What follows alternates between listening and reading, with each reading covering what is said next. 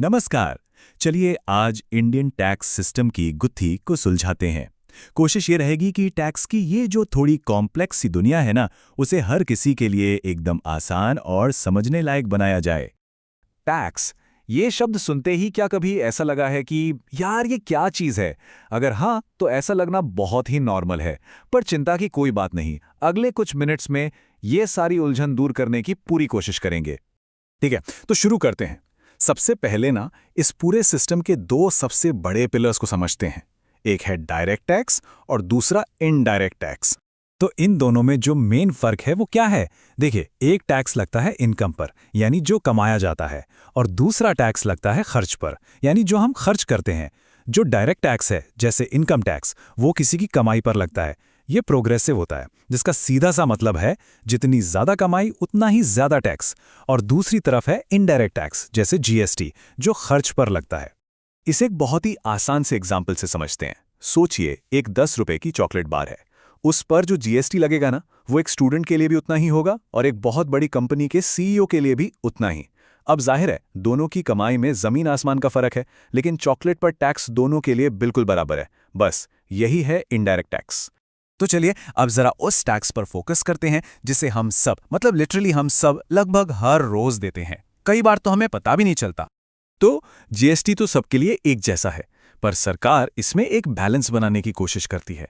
कैसे? अलग अलग टैक्स स्लैब्स के जरिए। जैसे ताज़ी सब्जियां, अंडे, इन जैसी जरूरी चीजों पर 0% टैक्स है। वहीं रेस्टोरेंट में खाना खाने जैसी चीजों पर 5%। लेकिन 5 स्टार होटल या बड़ी लग्जरी कारों पर सीधा 28% जीएसटी लगता है। यानी जरूरत की चीजों पर कम टैक्स और लग्जरी आइटम्स पर ज्यादा। अच्छा, कभी कभी जीएसटी के ऊपर एक और टैक्स लगा हुआ दिखता है, जिसे कहते हैं सेस। ये एक तरह से टैक्स के ऊपर टैक्स है, जो तंबाकू या लग्जरी कारों जैसी कुछ गिनी चुनी चीजों पर ही लगता है। और इससे जो भी पैसा आता है ना, वो किसी खास सरकारी स्कीम को फंड करने के लिए इस्तेमाल होता है। अब जीएसटी सिस्टम का एक बहुत ही इंपॉर्टेंट हिस्सा समझते हैं, जो खास तौर पर बिजनेस के लिए है। इसे कहते हैं इनपुट टैक्स क्रेडिट, या शॉर्ट में आईटीसी। ये एग्जाम्पल बहुत अच्छे से समझाता है कि आईटीसी काम कैसे करता है। मान लीजिए मैकडॉनल्ड्स ने किसी से बर्गर पर 5% जीएसटी लिया, लेकिन उस बर्गर को बनाने के लिए जो भी सामान और मशीनें खरीदी, उन पर मैकडॉनल्ड्स पहले ही जीएसटी दे चुका है। तो सरकार क्या करती है? वो मैकडॉनल्ड्स को अलाउ करती है कि वो अपने चुकाए हुए जीएसटी को कस्टमर से जमा किए गए जीएसटी में से घटा दे। इससे होता यह है कि टैक्स का जो बोझ है वो बिजनेस पर नहीं, बल्कि सिर्फ और सिर्फ फाइनल कंज्यूमर पर पड़ता है। चलिए अब खर्च पर लगने वाले टैक्स से आगे बढ़ते हैं और कमाई पर लगने वाले टैक्स की बात करते हैं, यानी इनकम टैक्स।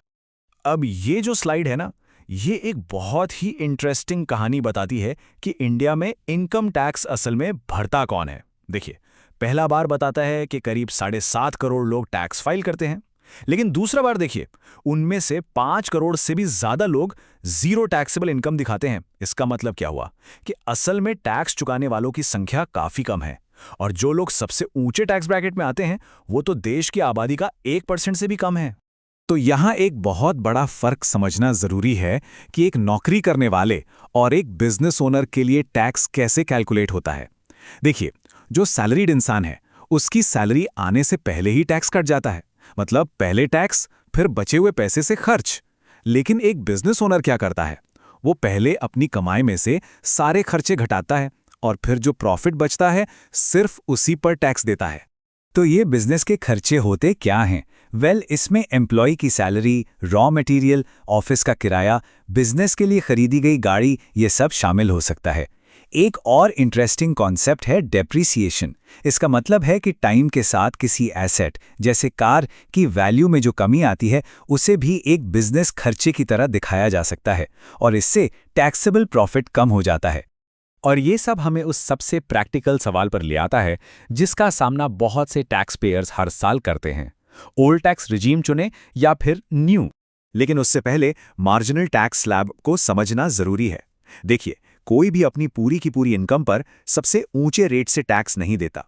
इनकम को अलग अलग स्लैब्स या हिस्सों में बांटा जाता है और इनकम का जो हिस्सा जिस स्लैब में आता है, सिर्फ उसी हिस्से पर वो रेट लागू होता है।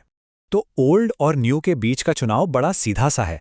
पुरानी व्यवस्था में टैक्स रेट्स थोड़े ज़्यादा हैं, लेकिन वहाँ पीपीएफ, इंश्योरेंस, इन जैसे इन्वेस्टमेंट्स और खर्चों पर टैक्स में छूट यानी डिडक्शंस मिल जाती हैं। वहीं नई व्यवस्था में टैक्स रेट्स कम है, लेकिन इसमें कोई खास छूट नहीं मिलती। तो ये एक सिंपल सा ट्रेड ऑफ है, डिडक्शंस के साथ ज़्यादा रेट्स या बिना डिडक्शंस के कम रेट्स। और हाँ, यहाँ एक बहुत ज़रूरी बात याद रखने वाली है। अब जो न्यू टैक्स रेजिम है वही डिफ़ॉल्ट ऑप्शन है। मतलब अगर कोई अपनी कंपनी को कुछ नहीं बताता है तो उसका टैक्स नई व्यवस्था के हिसाब से ही कटेगा। अगर किसी को लगता है कि पुरानी व्यवस्था उसके लिए ज़्यादा फायदेमंद है तो उसे खुद उसे चुनना होगा।